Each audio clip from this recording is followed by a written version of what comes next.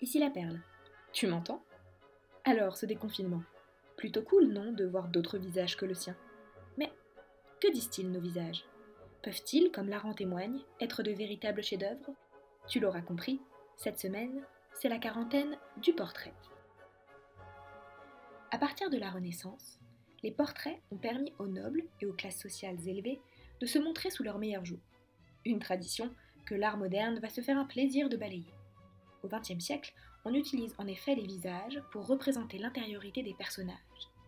Mais entre portraits flatteurs et visages torturés, il existe quelques exceptions artistiques dont je vais me faire un plaisir de te parler. XVIIe siècle. Bienvenue en Europe du Nord. Au cœur des Provinces-Unies, actuelle Hollande, la polémique de l'image fait rage. En un mot, le pays, devenu protestant, se refuse désormais à la représentation imagée de l'histoire chrétienne. Comment compenser? User de la peinture profane et pourquoi pas du portrait. Avec ce qu'on appelle la tronie, les peintres comme Frans Hals ou Judith Leyster accentuent les traits physiques d'un modèle pour refléter un état d'esprit. Drôles ou poétiques, ces visages sont l'occasion pour les peintres de jouer avec les figures sans forcément valoriser la beauté. Quelques 350 ans plus tard, Andy Warhol fait à son tour usage des visages. Figure emblématique du pop art américain, l'artiste voue une véritable obsession aux visages célèbres de son époque, la plus connue étant Marilyn Monroe. Mais pourquoi un tel intérêt pour le visage d'une actrice dont on admire surtout le corps et la sensualité? Commencée en 1962, année de la mort tragique de Marilyn, cette multiplication sérigraphique de l'icône déchue reflète en réalité le rapport que l'artiste entretient avec la mort.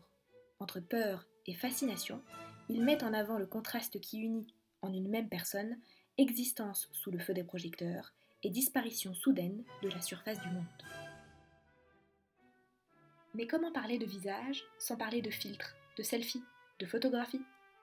Pour cela, il y a Cindy Sherman.